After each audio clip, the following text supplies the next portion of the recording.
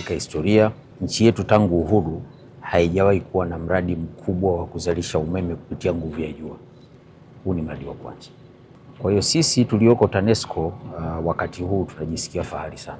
Serikali ya awamu ya 6 ndio imeleta haya mapinduzi.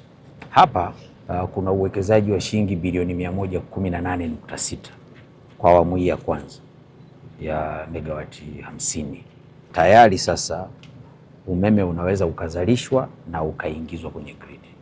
Na nishukuru sana timu yangu, tumeweza kufikia hapa tulipofikia, na kufikia tarehe 1 mwezi wa 3 tutakuwa tumekamilisha uingizaji wa umeme kulingana na nguvu ya mitambo iliyoko hapa. Hii ni awamu ya kwanza, tuko kwenye hatua za mwisho kabisa za kumpata mkandarasi kwa ajili ya awamu ya pili ya megawati sasa 100.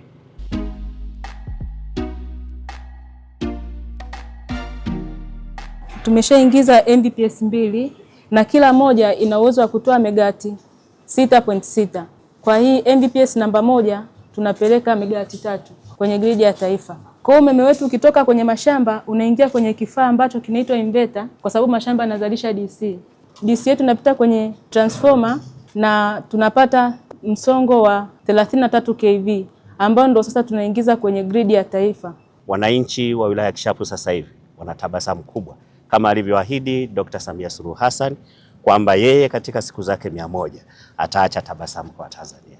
Hili limewezekana. Leo tunazungumzia megawati 50.